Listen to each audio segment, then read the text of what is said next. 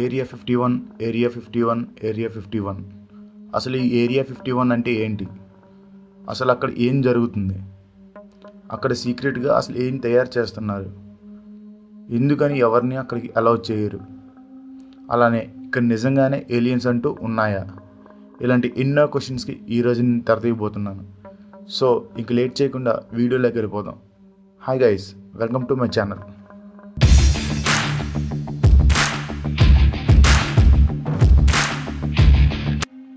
అసలు ఫస్ట్ వచ్చే క్వశ్చన్, ఈ ఏరియా 51 అంటే ఏంటి? ఈ ఏరియా 51 అనేది ఒక మ్యాప్లో ఒక లొకేషన్కి రిఫర్ చేస్తుంది. దీన్ని ఏరియా 51 అనేది పాపులర్గా ఒక యునైటెడ్ స్టేట్స్ ఎయిర్ ఫోర్స్ బేస్ని ఇలా పిలుస్తుంటారు. అయితే ఇది నెవాడా డెజర్ట్లో లాస్ ఏంజల్స్కి నార్త్ సైడ్లో 85 మైల్స్ దూరంలో ఉంది. 51లో ఏం జరుగుతుంది అనేది చాలా పెద్ద టాప్ సీక్రెట్గా ఉంచుతున్నారు. అయితే ఏరియా 51లోకి బయట వాళ్ళు అలౌ చేయరు. దానికి చుట్టూ బార్డర్లో warning signs, electronic surveillances and 24/7 ఆర్మీతో కాపలా కాస్తూనే ఉంటారు. అలానే ఏరియా 51 మీదుగా ఏ ఏరోప్లేన్స్ కానీ, డ్రోన్స్ కానీ, అలానే శాటిలైట్ ఇమేజెస్ కూడా తీయకూడదు. అది తీయడం నిషేధం. అలానే ఈ ఏరియా 51లో ఉన్న బేసు దాదాపు 12,000 అడుగులు పెద్దది.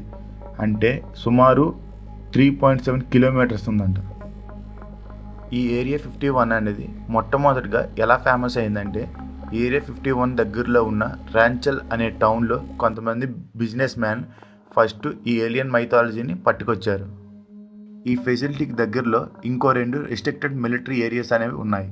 దాంట్లో నెంబర్ 1 నివాడా టెస్ట్ సైట్. దీంట్లో 1950s నుంచి 1990s వరకు యుఎస్ వాళ్ళు న్యూక్లియర్ వెపన్స్ని ఇక్కడ టెస్ట్ చేసేవాళ్ళు. అండ్ రెండోది ఏంటంటే Nevada test and training range. ఇక్కడ యుఎస్ వాళ్ళు ఏం చెప్పారంటే, ఈ ప్రదేశంలో టెస్టింగ్ టాక్టిక్ డెవలప్మెంట్స్ అలానే అడ్వాన్స్డ్ ట్రైనింగ్ అనేది ఇక్కడ ఉంటుంది అని చెప్పారు. ఇది దాదాపు 2.9 మిలియన్ ఏకర్స్ విస్తరించి ఉంది. సెకండ్ క్వశ్చన్, అసలు ఏరియా 51 అనేది ఎందుకు బిల్డ్ చేశారు? ఈ ఏరియా 51 అనేది 1995లో క్రియేట్ చేశారు. అది కూడా యుఎస్కి, సోవియట్ యూనియన్కి కోల్డ్ వార్ జరుగుతున్నప్పుడు ఒక స్పెషల్ టైప్ ఆఫ్ ఎయిర్ క్రాఫ్ట్ని క్రియేట్ చేయడం కోసం ఈ ఏరియా 51 అనేది నిర్మించబడింది. దీంట్లో స్పెషల్గా U2 అనే ఒక స్పై ప్లేన్ని తయారు చేయడానికి మెయిన్ గోల్గా పెట్టుకున్నారు. ఏదేమైనా ఈ ఏరియా 51 అనేది 1955లో స్టార్ట్ చేసినా కూడా ఇది ప్రజల దృష్టిలోకి వచ్చింది మాత్రం ఆగస్ట్ 2013. అది కూడా CIA వాళ్ళ వల్ల. అయితే CIA ఈ డిక్లేర్ చేసిన 4 నెలల తర్వాత అప్పుడు యుఎస్ ప్రెసిడెంట్ అయిన బారాక్ ఒబామా పబ్లిక్గా మెన్షన్ చేశాడు, ఏరియా 51 అంటూ ఒకటి ఉంది అని. ఏరియా 51లో దగ్గరలో రాచల్ అండ్ హికో అనే 2 క్లోజెస్ట్ టౌన్స్ కూడా ఉన్నాయి.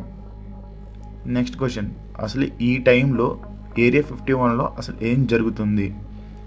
అయితే ఏరియా 51 కోసం అఫీషియల్గా ఎటువంటి ఇన్ఫర్మేషన్ లేనప్పటికీ కూడా అక్కడ వాళ్ళు ఏం నమ్ముతున్నారంటే, యుఎస్ మిలిటరీ కంటిన్యూగా ఏరియా 51లో ఒక కట్టింగ్ ఎడ్జ్ ఎయిర్ క్రాఫ్ట్ని తయారు చేస్తున్నారని చాలామంది నమ్ముతున్నారు. అయితే ఏరియా 51లో దాదాపు 1,500 మంది పనిచేస్తున్నారని, వాళ్ళని ప్రతిరోజు లాస్ వేగస్ నుంచి నెవాడాకి ఏరియా 51లోకి చార్టర్ ఫ్లైట్ యూజ్ చేసి పట్టుకొస్తారని కూడా అంటున్నారు. అయితే ఇక్కడ ఏరియా 51లో పనిచేయాలంటే చాలా స్ట్రిక్ట్ రూల్స్ అనేవి ఉంటాయి. అవేంటంటే, అక్కడ పనిచేసిన వాళ్ళు ఎవరు, వాళ్ళ ఇన్ఫర్మేషన్ని, పర్సనల్ ఇన్ఫర్మేషన్ని షేర్ చేసుకోకూడదని, అలానే దేంట్లో పనిచేస్తున్నారో చెప్పకూడదని, ఇలాంటి ఎన్నో స్ట్రిక్ట్ రూల్స్ అక్కడ ఉన్నాయి. ఎన్నీ జోకబ్సన్ అనే ఒక ఆవిడ బీబీసీలో హిస్టరీ ఆఫ్ ఏరియా 51 అనే ఒక ఆర్టికల్ని పబ్లిష్ చేశారు. దాంట్లో ఏమని ఉందంటే, ఏరియా 51 అనేది ఒక టెస్ట్ అండ్ ట్రైనింగ్ ఫెసిలిటీ మాత్రమే అని, దీంట్లో 1950లో U2 అనే ఒక స్పై ప్లేన్ని రీసెర్చ్ చేయడానికే ఈ ఏరియా 51 అనేది కనిపెట్టారని చెప్తూ ఇప్పటికి చాలా మోస్ట్ అడ్వాన్స్డ్ డ్రోన్స్ కూడా తయారు చేస్తున్నారని చెప్పసాగారు. ఈ U2 స్పై ప్లేన్ అనేది ఎందుకు తయారు చేశారంటే, స్టార్టింగ్లో రష్యా ఒక ఎయిర్ ఫోర్స్ అనేది చాలా స్ట్రాంగ్గా ఉండేది. కానీ అది చూసిన USA తట్టుకోలేక ఎలా అయినా ఒక కొత్త టైప్ ఆఫ్ ఎయిర్ క్రాఫ్ట్ని తయారు చేయాలని ఫిక్స్ అయింది. అయితే దానికోసం ఒక ఏరియా అనేది మెయిన్గా సెలెక్ట్ చేసుకోవాలి. కరెక్ట్గా అప్పుడే నెవాడా డిజర్ట్లో అప్పట్లో మైనింగ్ చేసేవారు. కానీ అది 70 years తర్వాత అది ఆపేయడం వల్ల వీళ్ళకి ఒక బేస్లా చాలా బాగా పనికొస్తుందని చెప్పి దీన్ని ఏరియా 51లా మార్చి ఇప్పటికీ యూజ్ చేస్తూ ఉన్నారు. సో నెక్స్ట్ క్వశ్చన్, ఏరియా 51లో నిజంగానే ఏలియన్స్ అండ్ ఫ్లయింగ్ సాసర్స్ ఉన్నాయా? ఇది చెప్పుకునే ముందు ముందు సబ్స్క్రైబ్ చేయండి. ఎందుకంటే ఇది హాట్స్టార్ కాదు, నెట్ఫ్లిక్స్ కాదు, ఫ్రీగా మీ గుబ్బులు కట్టి చూడాలని. జస్ట్ ఇది ఒక యూట్యూబ్ ఛానల్, అది కూడా మీకు ఫ్రీగా ఇన్ఫర్మేషన్ ఇస్తున్నాను. సో తిరిగి ఒక చిన్న ఫేవర్ అడుగుతున్నా, అదే సబ్స్క్రైబ్ చేసి లైక్ చేయండి అంతే. సో ఆలోచించకండి, చెయ్యండి ఇంకా ఈ ఫేవర్ని. సర్లేండి, చేస్తారనుకుంటున్నా. ఇంక వీడియోలోకి వెళ్ళిపోదాం. ఏం మాట్లాడుకుంటున్నాం? ఏరియా 51లో ఏలియన్స్ అలానే ఫ్లయింగ్ సాసర్స్ నిజంగానే ఉన్నాయా అంటే ఉన్నాయని కొంతమంది అంటున్నారు.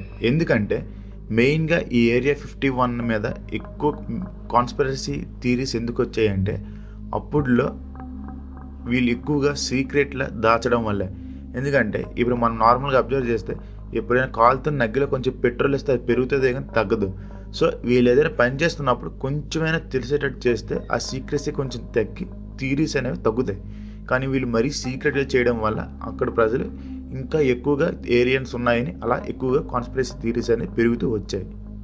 ఇంకా మోస్ట్ ఫేమస్ క్లెయిమ్ ఏంటంటే 1947లో న్యూ మెక్సికో రాస్వెల్ ఇన్సిడెంట్. అదేంటంటే రాస్వెల్లోని ఒక ఏలియన్ స్పేస్ క్రాఫ్ట్ అనేది క్రాష్ అయిందని, దాంట్లో కొన్ని ఏలియన్ బాడీస్ అనేవి దొరికాయని అప్పుడు రాస్వెల్ న్యూస్ పేపర్లో మెయిన్ పేజ్లో వచ్చింది. కానీ ఆ నెక్స్ట్ రోజే యుఎస్ గవర్నమెంట్ అసలు ఏలియన్స్ అనేవి అక్కడ లేవని, అది అక్కడ క్రాష్ అయింది ఒక ఏలియన్ స్పేస్ క్రాఫ్ట్ కాదని, అది జస్ట్ ఒక వెదర్ బెలూన్ అని డిక్లేర్ చేశారు. అయితే చాలామంది దీని తర్వాత ఏం క్లెయిమ్ చేశారంటే ఏరియా 51 మీదుగా చాలా యూఎఫ్ఓని చూసామని, ఇంకొంతమంది అయితే డైరెక్ట్గా మమ్మల్ని ఏలియన్స్ కిడ్నాప్ చేసి మా మీద ఎక్స్పెరిమెంట్స్ కూడా చేసాయని చెప్పుకొచ్చారు. ఆ ఇన్సిడెంటే Betty and Barney Hill mystery. దాన్ని మనం నెక్స్ట్ వీడియోలో డిస్కస్ చేసుకుందాం. సో ఇది వినిన తర్వాత 50% ఆఫ్ పీపుల్ ఫిక్స్ అయిపోయారు ఏరియా 51లో ఏలియన్స్ ఉన్నాయి అని. కానీ మోస్ట్ ఆఫ్ ద పీపుల్ అంటే 95% పీపుల్ ఏలియన్స్ ఉన్నాయి అని నమ్మింది మాత్రం 1989లో బాబ్ లేజర్ అనే ఒక వ్యక్తి క్లెయిమ్ చేసిన తర్వాతే. అతను ఏం క్లెయిమ్ చేశారంటే 51లో S4 అనే ఒక సెక్టార్ ఉందని, దాంట్లోనే ఏలియన్ స్పేస్ క్రాఫ్ట్ల మీద రివర్స్ ఇంజనీరింగ్ చేసేవాడిని, అంతేకాకుండా ఏలియన్స్ మీద మెడికల్ ఫోటోగ్రాఫ్స్ తీస్తూ గవర్నమెంట్ యూఎఫ్ఓల మీద ఎగ్జామిన్ కూడా చేస్తూ ఉంటాయని చెప్పుకొచ్చాడు. సో దీన్ని కవర్ చేయడం కోసం 1950లో సిఐఏ వాళ్ళు ఒక స్పెషల్గా నెవాడాలో యూఎఫ్ఓ ఆఫీస్ని ఒకటి ఓపెన్ చేశారు. అది మెయిన్గా ఎటువంటి యూఎఫ్ఓ సైట్నింగ్స్ అయినా ఏవైనా ఫ్లయింగ్ ఆబ్జెక్ట్స్ అయినా డిటెక్ట్ చేయడం దాని బాధ్యత. సిఐఏ ఈ U2 స్పై ప్లేన్ని యూజ్ చేసుకొని ఇది మొత్తం మేము తయారు చేసిన ఒక special type of air craft అని, ఎటువంటి ఏలియన్స్ లేవని చెప్పుకొచ్చారు. నెక్స్ట్ క్వశ్చన్, ఇది నిజంగానే ఎర్త్ టెక్నాలజీయా అంటే మనం ఈ U2 స్పై ప్లేన్ రీసెర్చ్ అనేది లేట్ 1950లోనే క్లోజ్ చేశారు. కానీ ఏరియా 51లో ఇప్పటికి కూడా top secret military air crafts అనేది తయారు చేస్తూ వస్తున్నారు. దాంట్లో కొన్ని A-12, F-117A and bird of ప్రే, ఇవన్నీ ఏరియా 51లో తయారు చేస్తున్న one of the top secret air craft అని చెప్పుకోవచ్చు. అలానే ఇంకెన్నో డీక్లాసిఫైడ్ డాక్యుమెంట్స్ కూడా రివీల్ చేస్తూ ఏరియా 51 కోసం ప్రాజెక్ట్ హ్యావ్ డోనట్ అనే ఒక ఆర్టికల్ అనేది సోవియట్ MIGs పబ్లిష్ చేశారు. అయితే ఇప్పటికి కూడా ఈ ఫ్లైట్ టెస్టింగ్స్ అనేవి జరుగుతున్నా కూడా సెప్టెంబర్ 2017లో air force lieutenant colonel mysterious circumstances వల్ల నెవాడాలో ఎయిర్ప్లేన్ క్రాష్ అయ్యి అక్కడే చనిపోయారు. సో ఇది చూసిన పెంటగాన్ వెంటనే ఆ ఎయిర్ప్లేన్ యొక్క ఐడిని నోట్ చేసుకొని ఐడెంటిఫై చేద్దాం అనుకుంది. ఆ రిజల్ట్స్లో ఏమని వచ్చిందంటే ఈ లెఫ్టినెంట్ కర్నల్ నడిపింది ఒక ఫారెన్ జెట్ అని, అది జస్ట్ US వాళ్ళు అదుపులోకి తీసుకొని అది వాడుతున్నారని ఆ రిజల్ట్లో తేలింది. ఏదేమైనా ఈ ఏలియన్ కాన్స్పిరసీ థీరీస్ మొత్తం ప్రజల్లోకి వచ్చింది మాత్రం 1989 బాబ్ లేజర్ క్లెయిమ్ చేసిన తర్వాత మాత్రమే. సో ఈ బాబ్ లేజర్ ఏం చెప్పాడు అనేది మనం నెక్స్ట్ వీడియోలో మాట్లాడుకుందాం. కానీ మెర్లిన్ అనే ఒక అతను ఏరియా 51లో పనిచేసిన ఇంజనీర్స్ అలానే ఇంకొంతమంది ఎంప్లాయీస్తో మాట్లాడారు. ఇది నిజంగానే మనుషులు చేసిన టెక్నాలజీయా అని అడిగితే అతను ఏరియా 51లో పనిచేసిన కొంతమంది ఏం చెప్పారంటే కోపమై ఇదంతా మేమే చేసామని, కానీ ఇది మొత్తం క్రెడిట్ అంతా ఏలియన్స్కే ఇస్తున్నారు చెప్తూ ఏదైనా ఎక్స్ట్రాడినరీగా చేస్తే అది ఎప్పుడు ఎవరు ఒప్పుకోరని, అది జస్ట్ ఏలియన్స్ మీద తోసేస్తారని చెప్తూ వచ్చాడు. నెక్స్ట్ క్వశ్చన్, ఇక్కడ నిజంగానే నిజం ఉందా? అలా అంటే ఇప్పటికి కూడా ఏరియా 51 అది యూజ్ చేస్తూ ఉన్నారు. అయితే మీరు గూగుల్ ఎర్త్ నుంచి చూస్తే ఏరియా 51లో కొత్త కన్స్ట్రక్షన్ చేస్తూ అలా ఎక్స్పాండ్ చేస్తూ వస్తున్నారు. అయితే ఆ ఏరియా 51లో దగ్గరలో ఉన్న ట్రచల్ అనే ఒక టౌన్ నుంచి చాలామంది ఏరియా 51 పైనుంచి అబ్జర్వ్ చేస్తూ ఉన్నారు. వాళ్ళు ఎక్కడ చాలా యూఎఫ్ఓలను చూస్తూ ఉన్నారు అని కూడా మెన్షన్ చేశారు. కానీ అక్కడ ఉన్న గవర్నమెంట్ మాత్రం ఆ యూఎఫ్ఓలు కాదని, అది ఒక కాంట్రాక్ట్ కమ్యూటర్ ఎయిర్లైన్ అని, దాని పేరే జెనెట్ అని చెప్పుకొచ్చారు. ఈ జెనెట్ అంటే just another non existent terminal. దీన్ని అక్కడ పనిచేసిన 1500 మంది సిబ్బందిని లాస్ వేగస్ నుంచి నెవాడాలో ఉన్న ఈ ఏరియా 51లోకి తేవడానికి యూజ్ చేసే ఒక చార్టర్డ్ ఎయిర్ప్లేన్ అని చెప్పుకొచ్చారు. మీరు ఇదంతా వినిన తర్వాత మీకు డౌట్ వచ్చి ఉంటుంది, వాళ్ళు అక్కడ ఉన్న మిలిటరీ ఒకరినైతే ఆపుతుంది, ఇద్దరినైనా ఆపుతుంది, కానీ కొన్ని లక్షల్లో వస్తే అసలు ఏం చేయగలరు అని డౌట్ వచ్చి ఉంటుంది. ఇది నిజంగానే జరిగింది కూడా. మ్యాటీ రాబర్ట్స్ అనే ఒక 20 ఏళ్ళ అతను ఫేస్బుక్లో ఒక పోస్ట్ చేశాడు. అదేంటంటే, మనం బుల్లెట్స్ కన్నా ఫాస్ట్గా పరిగెట్టగలం, పదండి ఏలియన్స్ చూద్దామని పోస్ట్ చేశాడు. అయితే దీనికి సపోర్ట్ చేస్తూ 20 లక్షల మంది సరే స్ట్రాంగ్ చేద్దాం ఏరియా 51ని అని ఫిక్స్ అయ్యి దానికి సపోర్ట్ కూడా చేశారు. అయితే ఇది తెలుసుకున్న యుఎస్ ఎయిర్ ఫోర్స్ ఏం వార్న్ చేసిందంటే ఏరియా 51 అనేది ఒక పబ్లిక్ ప్లేస్ కాదని, ఎవరైనా దీన్ని పట్టించుకోకుండా వస్తే వారికి కఠిన శిక్ష ఉంటుందని వార్న్ చేస్తూ వచ్చింది.